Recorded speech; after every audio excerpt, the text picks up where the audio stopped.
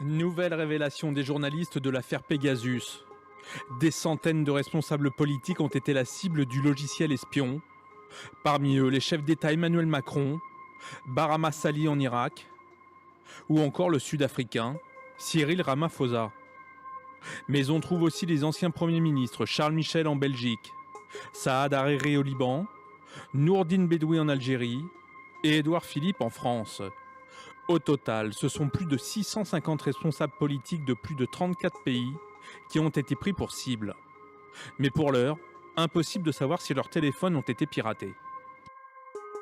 La victime de l'attaque n'a aucun moyen de savoir quelle est sous surveillance. Le seul moyen de savoir si le téléphone a été affecté ou pas, c'est de réaliser une analyse technique poussée avec des outils de pointe qui ne sont pas à la portée de n'importe qui. Mais qui se cache derrière ces ciblages? Les téléphones d'Emmanuel Macron, de Charles Michel et d'Édouard Philippe ont été la cible des services secrets marocains. Mais ces mêmes services ont aussi visé le roi Mohamed VI, le directeur général de l'OMS, ainsi que des téléphones algériens. Il y a au Maroc une culture de la surveillance extrêmement poussée, de la surveillance physique jusqu'ici, et les nouvelles technologies ne seraient en fait que le prolongement de cette culture de la surveillance et du contrôle. Les autorités marocaines rejettent ces accusations qu'elles qualifient de mensongères et infondées. De son côté, NSO, le fabricant israélien du logiciel Pegasus, assure que ces outils sont dédiés à la sécurité intérieure et la lutte contre la criminalité, pas à l'espionnage de chefs d'État ou de gouvernement. Jamais, depuis l'affaire Snowden, des accusations d'espionnage n'avaient fait autant réagir.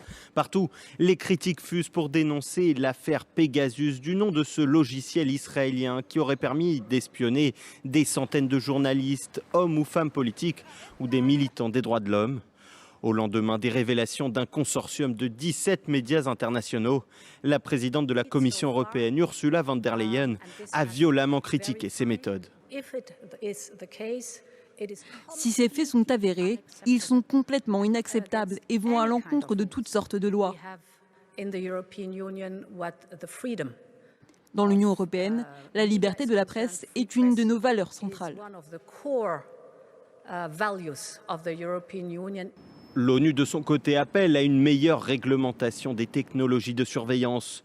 Selon l'enquête, le Maroc figure parmi les pays qui auraient le plus utilisé ce logiciel pour espionner notamment des journalistes. Des accusations formellement démenties ce lundi par Rabat. Il s'agit d'allégations mensongères. Le Maroc est un État de droit qui garantit le secret des communications personnelles à ses citoyens. Autre pays visé, la Hongrie. Ici, le logiciel aurait été utilisé pour espionner des journalistes, un maire d'opposition ou des avocats. Le gouvernement de Viktor Orban a également démenti ces accusations, affirmant que le pays a agi conformément à la loi. En France, plusieurs journalistes de Mediapart et du Canard enchaîné auraient été visés, notamment par un service marocain. Les deux médias ont annoncé ce lundi qu'ils allaient porter plainte.